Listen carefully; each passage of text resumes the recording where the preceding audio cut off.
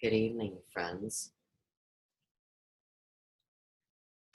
We're here in the magical hours between midnight and 3 a.m. with an urgent call to arms. And my name is Suze Pratt. I'm the holistic stylist, a spiritual researcher, recorder of deeds, a scribe to what's going on in this eternal now. And I'm pretty much coming to you in the last moments of what has plagued humanity for aeons. And spirit was confirmed all day today. A few hours ago, a call went out on a cosmic level around the globe. Spiritual family coming together for a purpose. And we were asked to light a candle, to write our intents down. I say intent, not intense, even though this is intense, right? But write our intentions down of how we would stop this plague upon Mother Earth, the children of the kingdom, and everything in God's creation. You know, what would we do? And I have a story. And I spoke to a dear friend and made sure that she thought this go-ahead should take place in this manner. And everybody came together, so I'm going to go forward. But I'd like to share a screen first and take you to what I feel is going to best introduce you to the concept that we will be sharing tonight, which is life, death, rebirth, and that old song, "It's the end of the world as we know it, and I feel fine." This is a serious, very serious spiritual battle, one that I've been aware of my whole entire life. Yes, I had visions and dreams of this time, and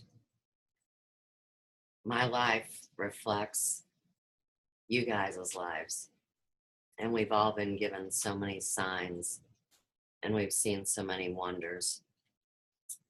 So I'm going to start you out with a dear friend of mine that in her 35th year, this imagining arose in her to take a 3-day journey to explore this. And I'm sure you've never seen anything like it. I don't want to give it all away, but I will say this. So the subject at hand is, let's say, parasites, right? And these have always been a plague upon humanity. But of course, along the way, there's good bacteria and there's different things that, arise and somehow battle these things. But my friend is going to rebirth in the earth here. And I'm going to talk a little about eliminating these nasty parasites that have been with us, that make us believe that there is even such a thing called death. The things that suck the life out of good people and out of children, out of innocence. So let it be so, and no fear. So check this out.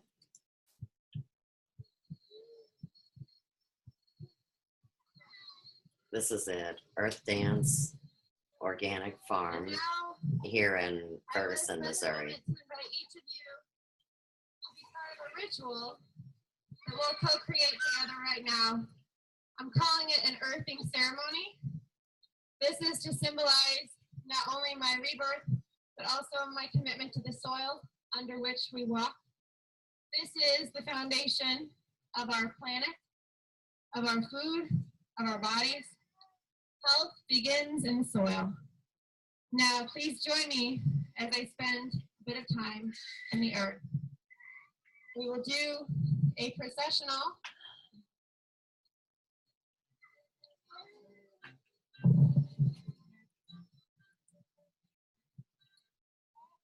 from Mateo, our manager, who's going to help us out with this. So we're going to do a processional to the field where some cover crops, some buckwheat is growing. And I will lie down doing Shavasana, the final yogic pose, in the soil. And as each of you heap a shovelful of soil on top of me, you will share your own beingness as it is brought forth or enlivened simply by knowing me. In yoga, we say, the divine in me recognizes the divine in you, or namaste. When we see beauty in someone else's being, a part of us grows, perhaps in recognition of our own beauty, or perhaps in striving to become more the person we want to be in this world.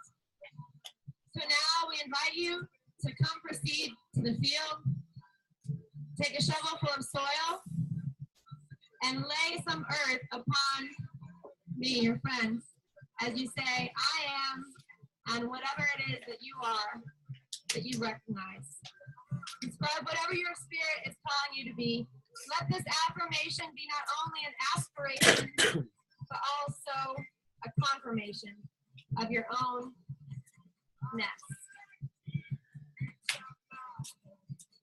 Bless your heart, Molly. Rebirthing yourself for the world here. And I know you don't know my buddies that I run with online that I'm involved with in this process, but they know you by your heart.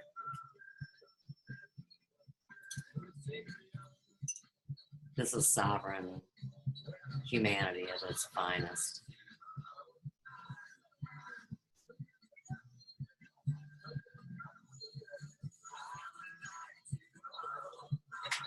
And you ask, what does this have to do, though, with my subject of the evening, which is what has oppressed humanity for so long? These possessed, these puppeted, these parasitic beings that lose our energy. And it's all been for the harvesting of souls.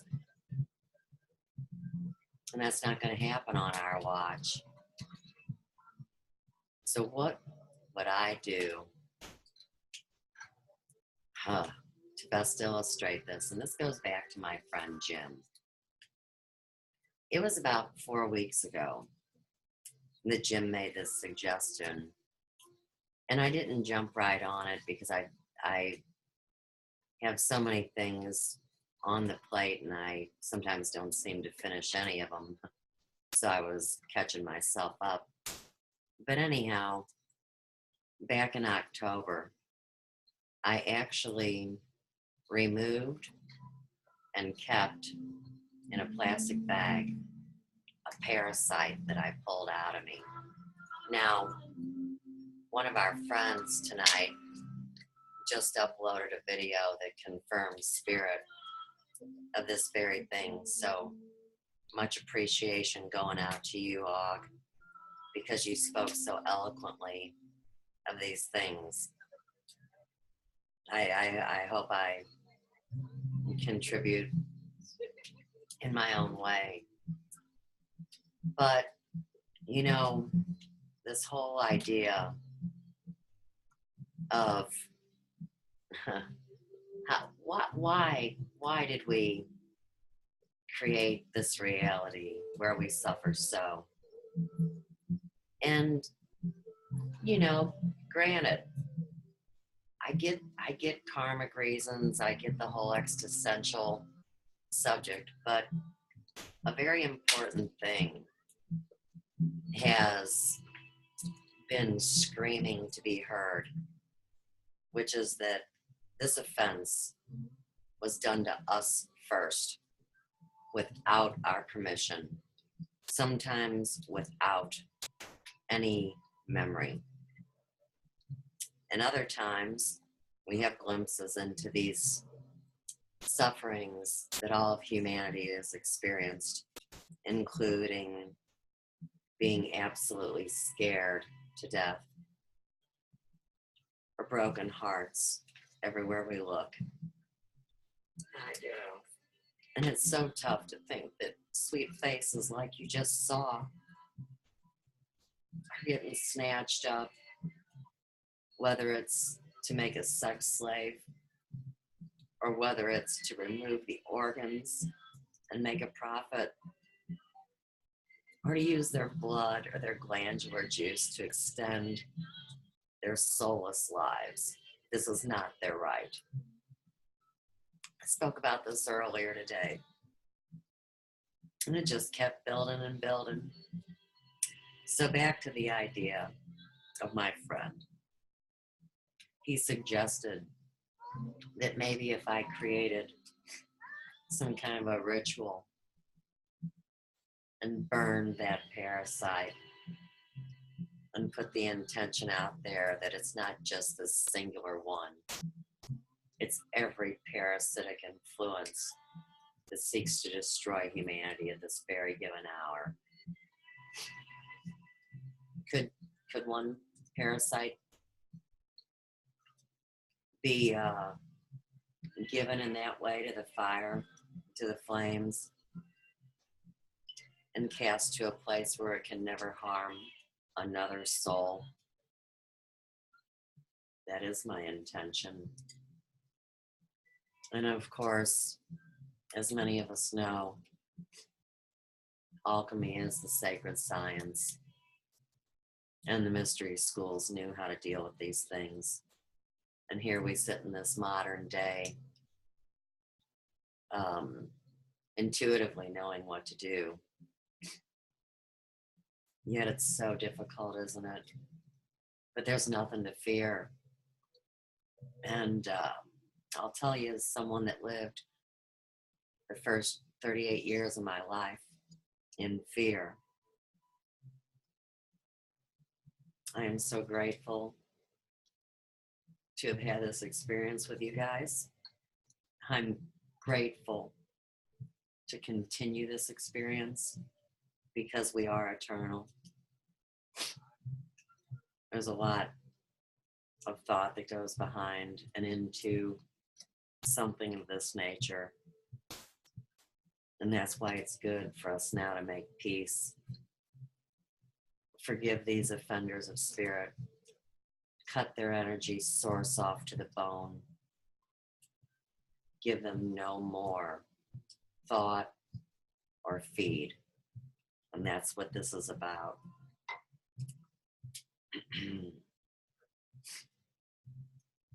It's really good for the soul to know that any glimpses or thoughts that have happened in what you call your past were actually remembrances. And there's so much more glorious things that are going to be bombarding our minds here shortly. And the biggest thing to know is that if something shows itself to you and it's honest, even if it's ugly, we have to call it beautiful. Something that I learned from Joe is that there is definitely two definitions to the word slay. And so surely most people know the word slay is you go to defeat the enemy. You take them down. You crush their AI intelligence and their cabal nature to the ground.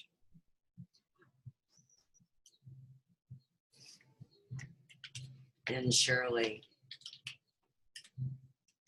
since this is the appointed time and we've never been here before, I mean, don't get me wrong, we've seen this collective destruction many times in the Akashic records. But to feel it and live it the way we have this time, I mean, it's so tough for the people that have been affected by these programs. But just please remember, in the end, you've grown and you've learned, and no matter where we go, or in any form that you consider, we're going to still be pulsating and vibrating and alive. And we're going to be continuing our work. And it's time now to see the outcome that you want to create.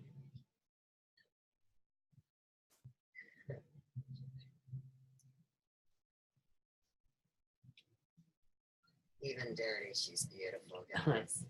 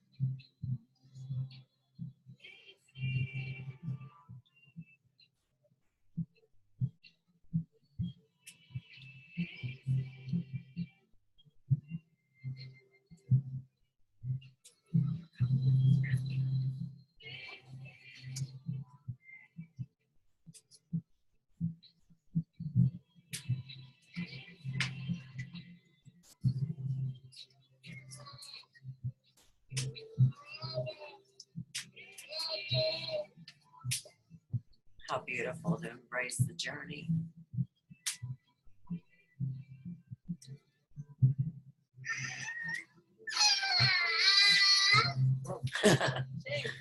That's Molly's little niece. She didn't know why her auntie was all covered up.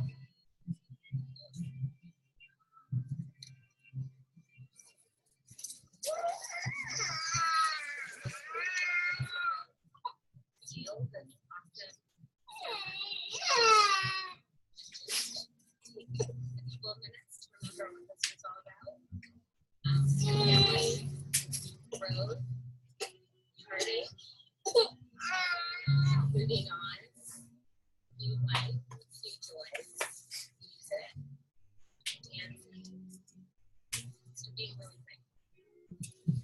I know that Molly really loves everybody that's here, and we love her. So let's just pause for a second. Silence for a moment.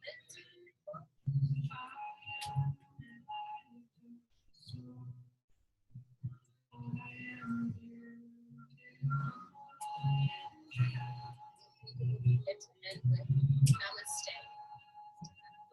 Namaste. Let it be so. Facets.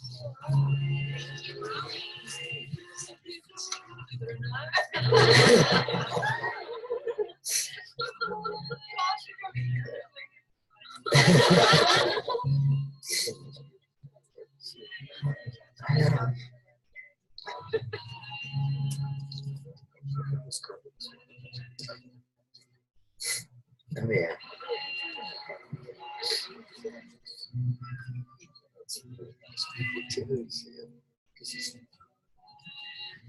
Awesome.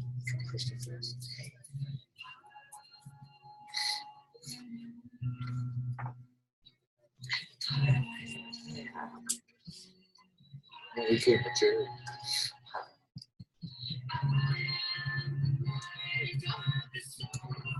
Flash, but that's okay. No darker. No, it's a little bit. Get a little battery. It's still recording.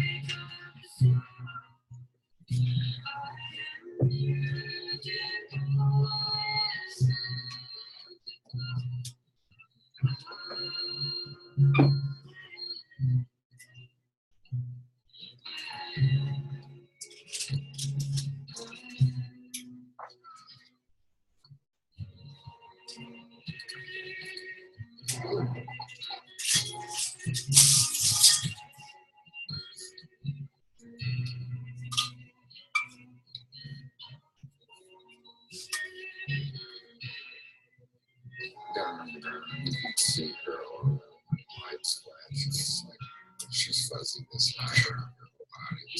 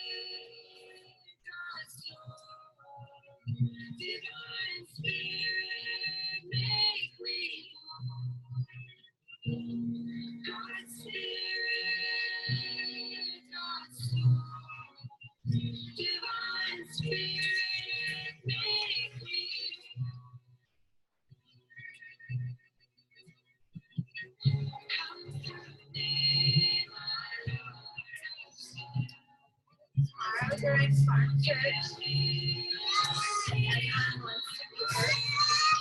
This perfect ceremony tomorrow. Everyone wants to experience it, worship for themselves and It's not your average day on the farm in Ferguson by any stretch of the imagination.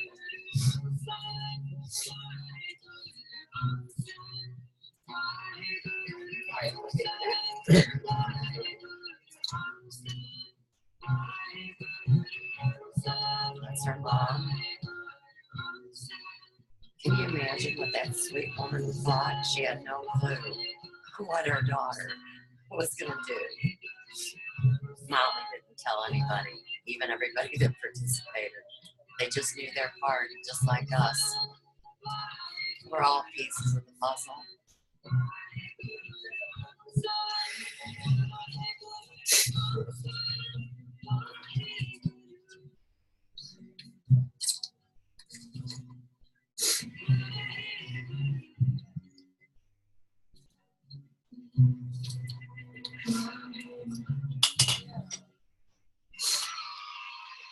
Oh, that's a tearjerker every time, I tell you. In a beautiful way. In an absolutely beautiful way. So, Molly's journey. Birth, death, and rebirth. Okay. So, I have a video to show you guys. It may be unnerving. This is where you actually see where I removed this offense out of my being. And tonight, like I said, we're going to take it out of its bag and we're going to cast it into the fire and say that we've had enough. I am so tired.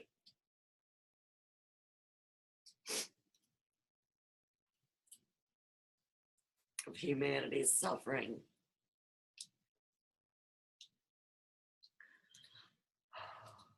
And I'm just so grateful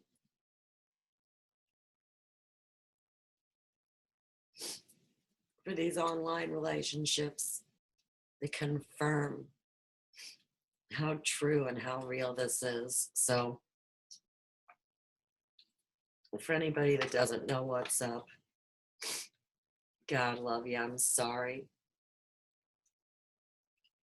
I really am. But these parasites are real things. Now, back in the old days, before we were so modern and so civilized and so intelligent, you see, they used to take the kids out in the morning before the sun came up.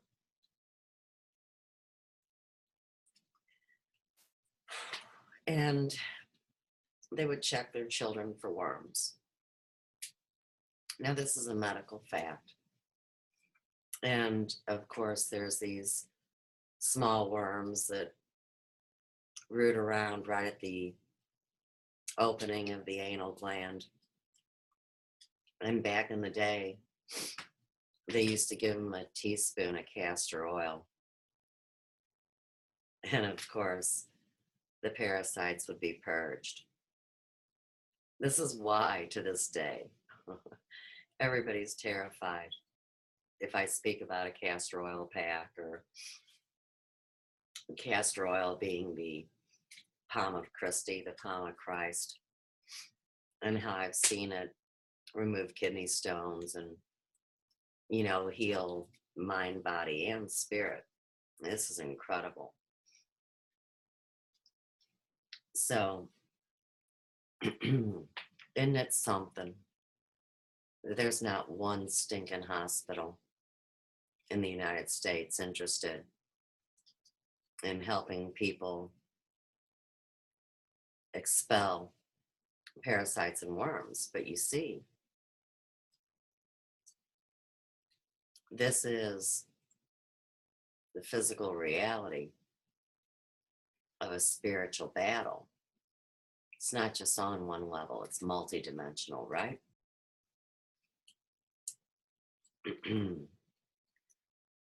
These days, and people don't even want to admit they have parasites or worms. Now, it really doesn't put you on anybody's popular list to talk about, but I will tell you this. It was well over a decade ago now that I took 3 months of my life to do a serious colon cleanse. You take pills. You have 4 or 5 bowel movements a day. You pass lining from your intestinal walls. And when you're really lucky, even though it's a little painful, you pass a worm or you pass some mucus. In my case, I passed what's called liver flukes. And the story with a liver fluke is generally you pick them up playing in creeks and, being out in nature and exploring the great wilderness. And these are waterborne. Their host is a snail. And when it reaches a certain level of maturity, it leaves the snail and goes out into the water, and it finds a human host, or maybe a fish. We've heard about a lot of parasites and worms on the fish.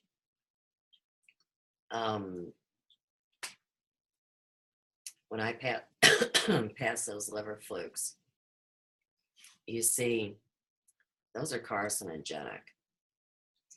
These days, people have no clue why everybody's got cancer, and granted, there's a million reasons. But one of them, my friends, is worms and parasites. So, expand this idea out. Now, of course, I was shown great mercy and grace, passing those deadly things. And when I passed the first one, it wasn't swimming. And I looked at it and I thought, what the hell did I eat? Is this a raisin or a squished grape or, what is this? Because it was round and flat and it had a little circle. That would be where the sucker attached, you see. But on the second day, when I passed another one of those squished raisins, there was a baby raisin next to it and it was swimming around. Now, see, this is when, if I wouldn't have acknowledged it and continued on in the journey of clearing and cleaning things out of me that were essential to do at that time, or I wouldn't be here now. That's why I did it. So I've seen this firsthand as well. But what I'm getting ready to show you and give you witness to is the story of the first parasite or implant. There's different schools of thought about what it was. And of course, people mock it immediately and, make up some dumbass story about things they don't understand. And that's why we seek understanding, isn't it? We don't want to stand under any of these forces anymore. We claim our sovereignty. We do it boldly and bravely. And we say no more. So, let's go ahead and watch this. It's pretty creepy. And then what we're going to do is I'm going to show you the real thing, and we're going to go down to the fireplace and see what happens. So this is a documented live experiment. But of course, if my story can illustrate anything to my friends, is that when you walk through a process, and you do it with love in your heart, and you do it with truth and purpose, it's so immediate how fast the manifestations are, how quick the return is from our divine creator. And like I've always said, I'd rather have it out than in.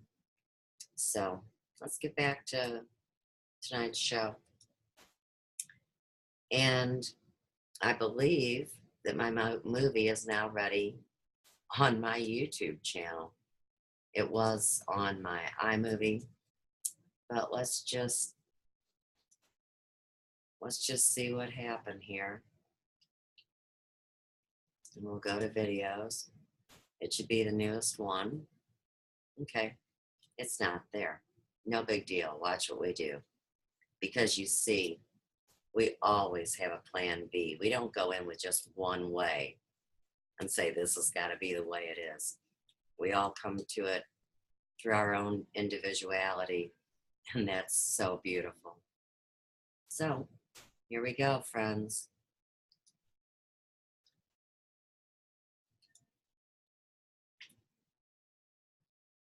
I'm sticking to it. And oh yeah, one day, Vic, we're gonna have a long talk about when I pulled this out of my chest. Have you ever seen one of these? So, white hard like silica bead. I love It's, Mr. oh, I'm Vic. sorry, that's my finger in your way. White, hard like silica. And I removed it with a double terminated Brazilian healing quartz crystal. And the actual size was right there. Of course, if I pulled this out of my chest, I wouldn't be talking to you. So, Wow. just that little bitty thing. And of course, I knew it to be an astral implant. And here's the funny part of the story. This was the year before I met you guys. So it was 2013. I wanted to get a checkup, you know, and see how I was doing. And so this famous doctor, his name was Dick Bersendahl, and he was the founder of CRT, which is contact reflex analysis. Okay, so when I met him and we had our talk, he diagnosed me as having Lyme disease. And so I want to say to anyone that is freaking out on the Zika virus is that Lyme disease is nothing more than chronic inflammation that has gone flipping viral. You know, heart conditions, inflammation, arthritis, inflammation. We need to work on our fourfold body to reduce inflammation. That would include spiritual work, homeopathy. It would be a regime, you see. So when I was talking to Dr. Dick, and he told me I had Lyme disease, and that's why I was bloated, you know. Most people would say, well, you had 3 kids. What are you know, talking about? But he's, you know, checking me out. And he said to me, do you know the story of Job? And I said, yeah. And he says, you don't need to suffer like this. Now, we had this long talk, and I said to him, I said, seriously, do you really believe that a tick walked across my chest and bit me and injected her young, and it turned into a larva? And he says, yeah. Now, I had seen him on February 19th of 2013. My birthday was the 25th.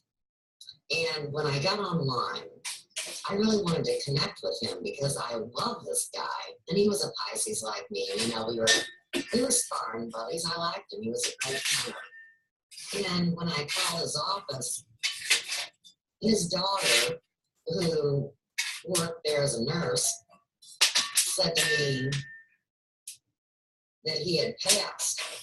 And I said, really? And I told her when I saw him, and she said, well, you were the last person that he ever saw. He passed on the 27th of February, and he lived up in Michigan. He drove into a snow, like a whiteout up there. He didn't know the road. It went from 4 lanes to 2 lanes. And that's how he left the planet. But in my mind, Vic, during the phenomena when the disheveled man with the wild white hair came and spoke in front of a group of people, I'm sure that was Dr. Dick from the other side. But Randy Moggins definitely confirmed that the people that know about astral implants have seen these suckers. And when I removed it, I have no scar, no problems. There's no hard tissue. And that's why I think that I am a bit more sovereign than maybe what some people are at this point. What do you think the purpose of the astral plant was in your case? To track me. Part of the targeting, like a chip. I know I sound paranoid, but No, I'm just curious because, you know, I understand the astral stuff, and I'm just trying to understand why someone was. control. If I have some kind of a mission, you gotta try to knock me out a few different ways. you come at me through my mouth gate, my ear gate, and my heart brain. Mhm. That's how they come for all of us. I'm not special. Everybody goes through it. It's just some people don't acknowledge their story. Some people don't think it's interesting or should be spoken to with anybody. It would be something more to be embarrassed of instead of to bring out. Interesting. Yeah. That's the double terminated Brazilian. Me, Suze, showing you the point of exit where either I just removed a implant or dug a parasite out, whatever you want to call these things that want to destroy our humanity or somehow control us. And so I pulled this out a couple hours ago. Notice We're going to those show two how lines fast it heals. coming That's off going of to it. blow your mind. That's where the hooks were that you'll see in a minute. Okay, I'm back. So I got it on the black They look paper. like hairs. There it is, friends. You can So see that let me hair. get the slide off of it. There we go. That's better. Real good, Suze. Creepy thing. Now, shit. You can see it rolling around. And first off, that'll let you know that sucker's hard. It resembles, like, I would want to call it a silica bead. Here we go. So now you can, all right, good, Suze. Let's see. Sorry about my Okay. filming. I was Look at that. a little bit. Now the shocked. dark part you're seeing there at the bottom. There's Oh, the hair. nice focus, finally. Right there. All right, the dark part of the bottom is the scab. And when I had worked with this blackhead before, you know, it looked like a plug, I'm going to call it. And of course, sebum, which is a waxy type substance, would come out. I would know this because I'm a licensed cosmetologist, hairdresser, There and you go. have cleaned people's wounds for over 33 years. But this is hard, like gristle.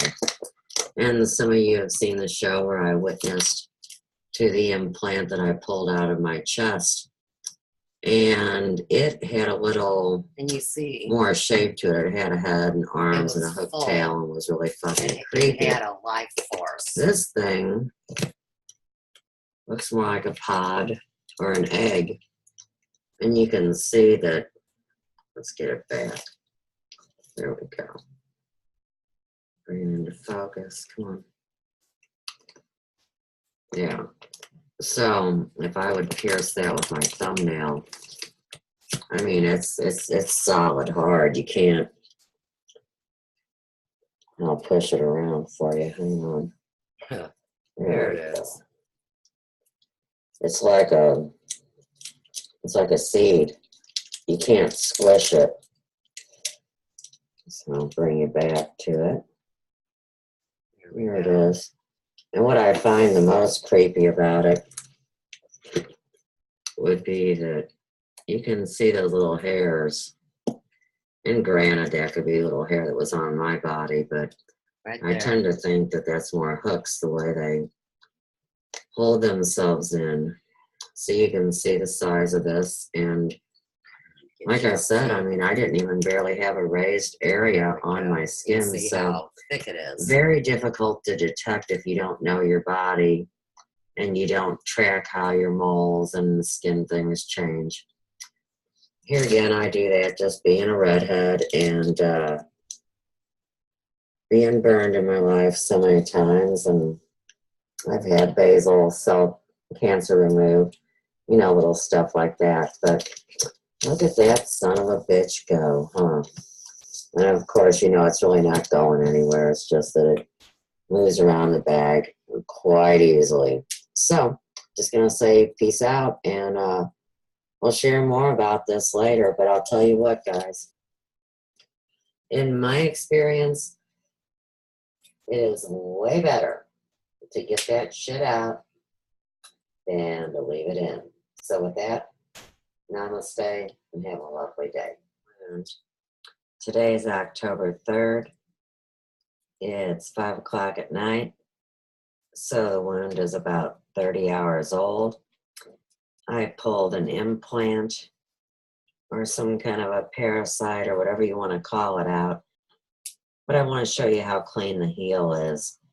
And always in the end, it's better to get it out than to leave it in. So Well, I can't say that we'll enough, check back can in I? tomorrow. And we should see pretty distinct healing on the 3rd day. Peace out. Hi, guys. It's me, Suze. I was going to try to check in like at 1:30 today to give you a 24-hour view of healing. I'm a little late. Yep.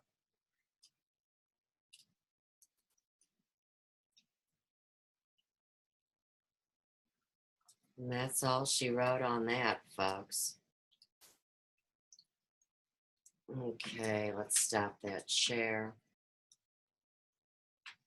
So, you saw it up close and personal. Now, like I said, when I removed it, I could see these 2 lines running down the center. And it was full. And it had a pulse. Now, let me grab it off the floor. Hang on just a second. Okay, so here it is to this day, and I'm going to put it up in front of my live stream camera. You can see that little thing that's right there at the end of the bag. And then, of course, for our viewers, they're seeing this on Zoom that we'll upload to YouTube. You can see how small, and it surely has deflated. I kind of think of it like mummified instead of where it still had, say, like a living element to it because it was feeding off of me. Now, I think one of the reasons why it was easy for me to remove these was because when, and this is never any judgment, you just have to be discerning. They say that there's a lot of things that can lower our physical and spiritual immune systems. And so one of those things is if you're not able to hold that positive vibration, 51%, it can't be this, duality that everybody cries about. And that's why everybody can be flipping psychopaths, because they bounce from, dark to light, like they're flipping a light switch or something. That's not the new way. And even though we have a duality, surely we become masters. We burn out the dross. We cast the demons out. And you know what? In the end, here's what I believe. I heard a story a long time ago that I've witnessed to concerning the factuality that sure, that moon they say is the moon. Nah, a lot of different stories, but I always like Steiner's, that at one time, surely life was on the moon. And through a series of bad events, kind of like has happened here on our planet, this destructive force came about. And being a completely omnipotent force, a meiosis happened. And the moon actually separated into 2.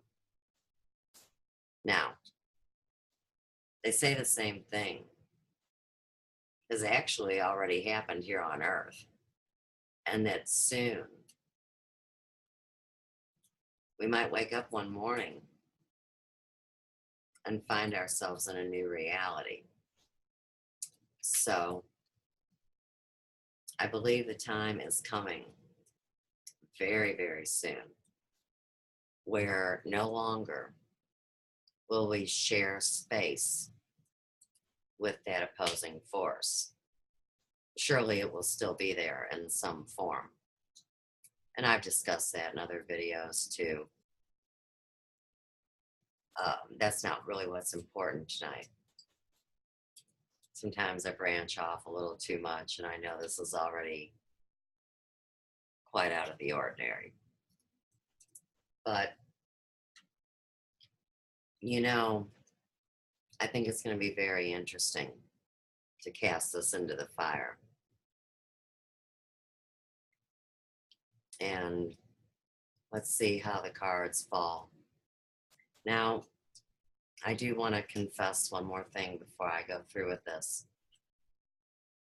I've told some stories, all true, all difficult, and some funny. But long time ago, my oldest came back with a statement after the first time she touched a computer. And this was before I ever came online.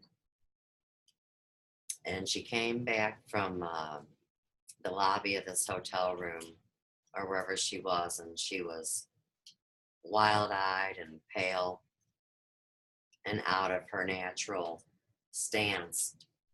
And she said that I was responsible for destroying heaven on earth during the Atlantean times. She claimed me to be a wise old soul, and that she was a new soul, and somehow I convinced all the people on the panel, you see, to destroy this heaven on earth we had during Atlantis. And of course, that story isn't really completely accurate in my experience, but it's like a lot of the things. There's a quote: "The truth is but a half-truth, depending on your level of perception at a given time." Just a few years ago, one of my friends made a similar statement. I don't know if I already said this on this video or if I said it to my friend before I do the video, so if I'm repeating myself, my apologies sincerely. But my second friend, who I had known for a long time, said that he didn't know what I was going to do, but what I would do would bring to an end the world as we know it. And I took such great offense to that, because I thought he said what my daughter thought she said, which is, I am responsible for all the destruction. Now, here I am online with my little spiritual family, and we all have this piece of the puzzle, and we all know that either we destroy it or it destroys us. And who would have ever known that this would be what would be fulfilled? Now, of course, these things always come in three. So I come online through a series of events. I find myself in the middle of a very dark situation. I'm the only one that can bring it to light. And I do this very thing. And someone that was influenced.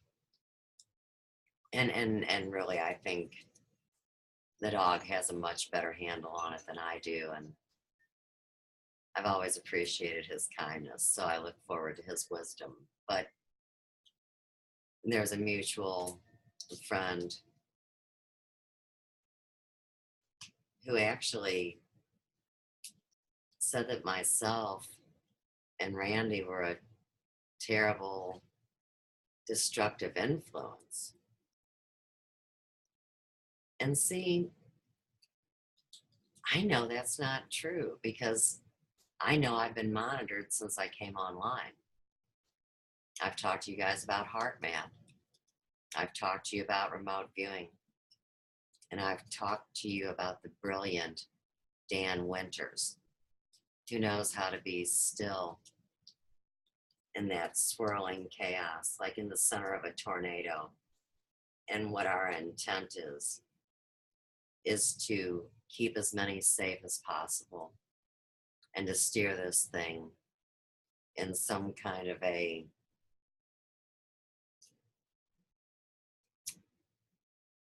loving direction. And I know that surely sounds very confusing, but to do nothing at this point is like living lukewarm, like what they speak about in many of the books and traditions. And for most people, they've heard about that in the Bible.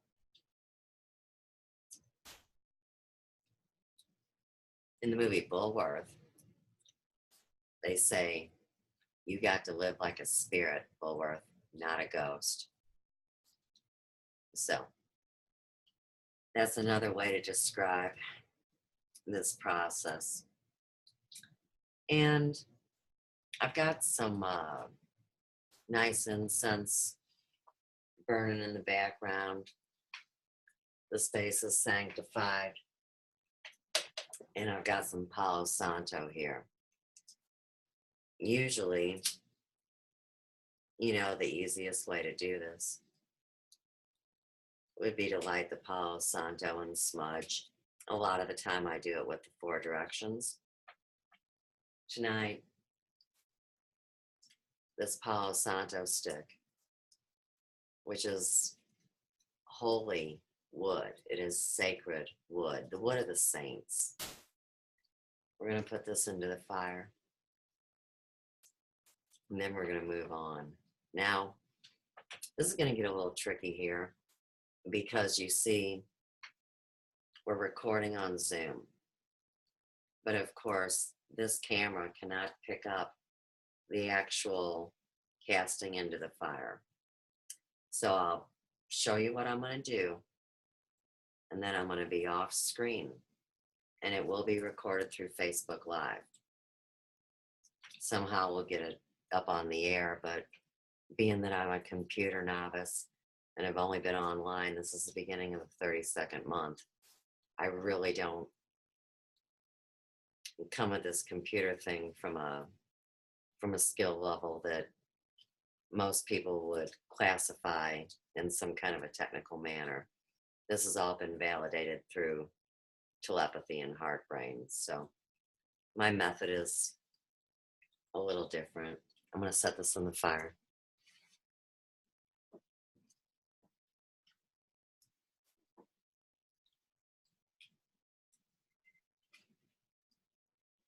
Now, I have something else. I have a couple things. This is a stone called stibnite. This is a toxic stone, which means you don't make elixir water with it. And when you handle it, you wash your hands afterwards. This is a stone that casts out all demonic presences. This is able to trap that energy and to send it to a place where it will cause no harm. First, do no harm.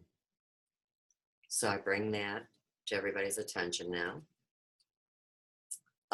This is a piece that Joe just really connected to. There's so many different crosses, I would say, on this, or crucifixes. And what we decided to do, because the last thing I want to do is lose this thing. I want to see what happens to it. I want to be able to document this series of events. So I got this strainer at Aldi's this weekend, and you know, it's so grease doesn't fly everywhere when you're cooking or whatever, right? So I picked this up, and what I've done is I've lined it with foil because in my mind, I don't even want to risk the parasite actually going through the screen and into the fire. And I put a little rim on it, you see, because that way, let's say that I would accidentally tilt that pan, I would lose the proof. So I'm going to set this down here by the computer. And I'm going to open up this bag.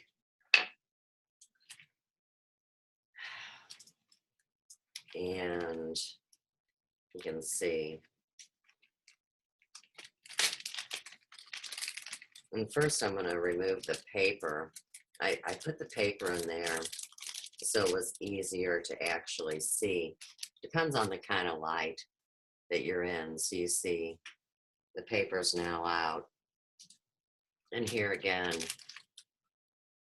let me get that right up to the camera for you and see if I can get it without glare. Yeah, that's good enough. And I'll bring it to this camera. Yeah, you can see that good enough. Of course, you're only seeing the dark part with the scab. Pick up. And let's bring this out. This is no friend of ours, is it? I do see it on the screen. I have the lights low in the home, but I'm going to go ahead and bring my camera down to show you that I've placed it there.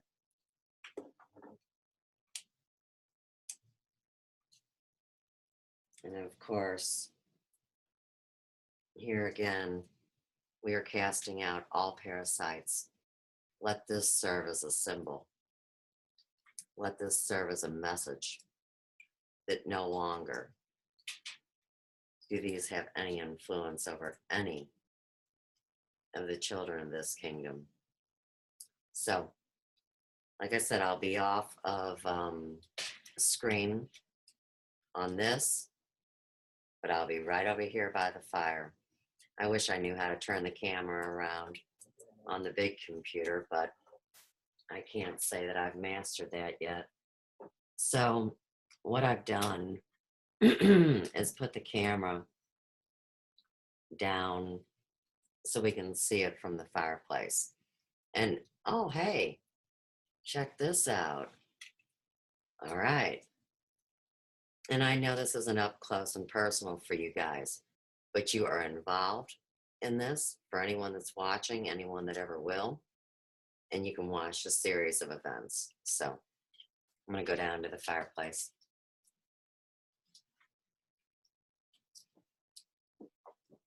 And I'm going to set this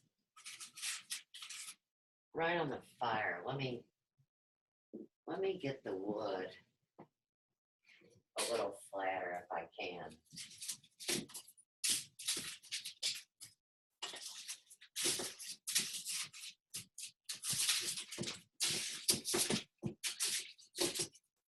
Come on, would you? Would you? Would you, would? Good grief. All right. Let me use my fireplace tools properly. All right. We've got a flat surface. Good enough. I feel like this is one of those old Jiffy Pop pans. And here again, we are casting out all demons, all parasites. I can see my aluminum foil heating up. Get out of the way of that screen shot.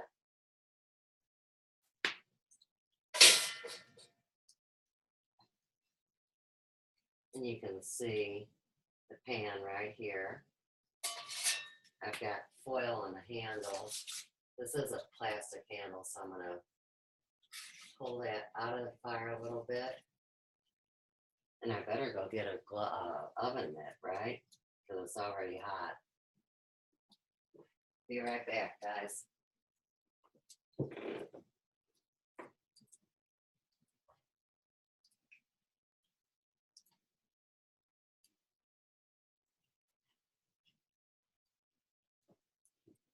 All right, got the oven mitt. Let me see what this picture looks like to you guys. Oh yeah, cool. You can see the pan, and you can see the pan. Good.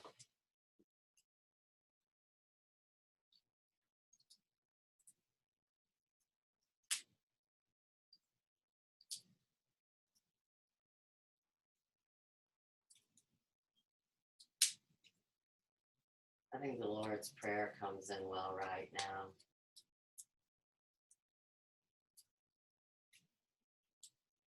The Lord is my shepherd. I shall not want. He makes me lie in green pastures and leads me by still water. He restores my soul. He leads me in the path of righteousness for his name's sake. Yea, though I walk through the valley of the shadow of death, I fear no evil, for thou art with me. Your rod and your staff comfort me. You prepare a table for mine enemies, and my cup runneth over. Surely goodness and mercy shall follow me the rest of the days of my life, and I will dwell in the house of the Lord forever. And no matter what your beliefs are and viewpoints, I know you can adapt that to suit your needs. This isn't about religion. This is about spirituality. This is about organic human beings versus some machine or AI intelligence. This is about creatures created in the image of a divine creator, not monstrosities that are created in labs and used for all deviant purposes. Let it be so.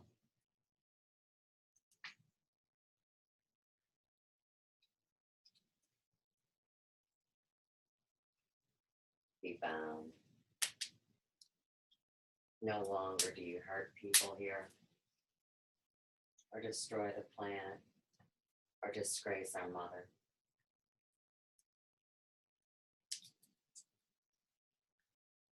Let's see what's going on here in the fire. Ooh. Okay. Yeah, I still see him. He's black as the day is long.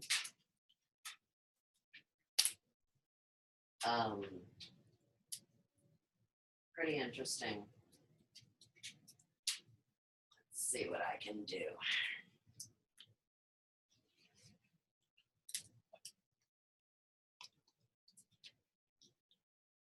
You can see right there it is, solid black now. Yep, right there. And you put it up to the screen. Oh yeah, real easy to see. Right there, right? And you can see the fire burnt the foil here.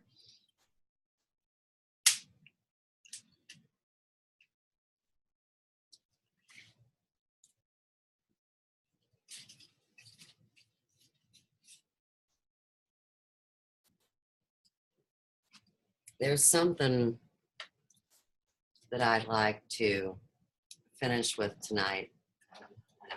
And this is something that I've seen on my Facebook journey a couple times along the way. And each time it just touches my heart.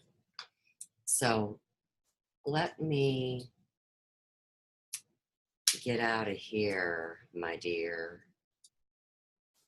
Oops, there I am. But I don't want this again. I want to get you to Facebook. if I can figure out how. Right.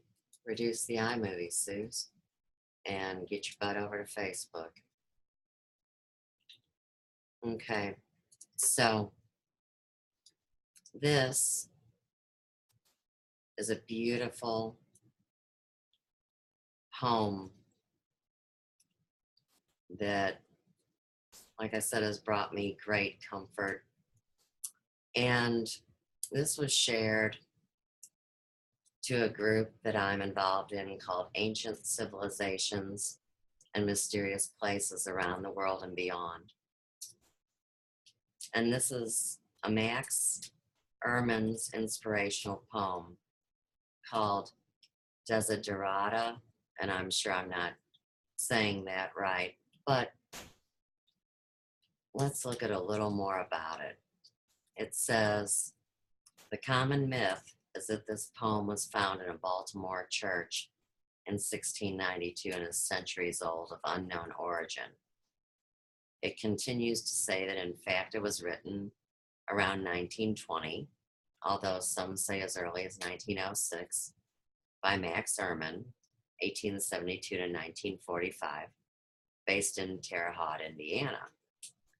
And the myth began after Reverend Frederick Cates reproduced the Desiderata poem in a collection of inspirational works for his congregation in 1959 on church notepaper headed the Old St. Paul's Church, Baltimore, AD 1692, the year the church was founded. Okay. It says, go placidly amidst the noise and the haste, and remember what peace there may be in silence. As far as possible without surrender, be on good terms with all persons. Speak your truth quietly and clearly, and listen to others. Even the dull and ignorant, they too have their story. Avoid loud and aggressive persons, they are vexatious to the spirit. If you compare yourself with others, you may become vain and bitter, for always there will be greater and lesser persons than yourself. Enjoy your achievements as well as your plans. Keep interested in your career. However humble, it is real possession in the changing fortunes of time. Right, our work continues on. Exercise caution in your business affairs, for the world is full of trickery. But let this not bind you to what virtue there is. Many persons strive for high ideals, and everywhere life is full of heroism. Be yourself, especially do not feign affection, neither be cynical about love. For in the face of all aridity and disenchantment, it is as perennial as the grass. Take kindly the counsel of the years, gracefully surrendering the things of youth. Nurture strength of spirit to shield you in sudden misfortune, but do not distress yourself with imaginings. Many fears are born of fatigue and loneliness. Beyond a wholesome discipline, be gentle with yourself. You are a child of this universe, no less than the trees and the stars, and you have a right to be here. And whether or not it is clear to you, no doubt the universe is unfolding as it should. Therefore, be at peace with God, whatever you conceive him or her to be, and whatever your labors and aspirations. In the noisy confusion of life, keep peace with your soul. With all its sham, drudgery, and broken dreams, it is still a beautiful world. Be cheerful. Strive to be happy. And I'm going to add, kick ass and take names, and slay. And like I said, there's two meanings to slay. One is obvious. The other, a person can be slain in love, and it causes them no physical death or suffering. And there's the reason why I know about all these things. There he is, Joe, my best friend, traveler on this path in my other side. I talked earlier today about all these ways that our energy is being vampired. So if anybody's interested, I've got a little February disclosure here.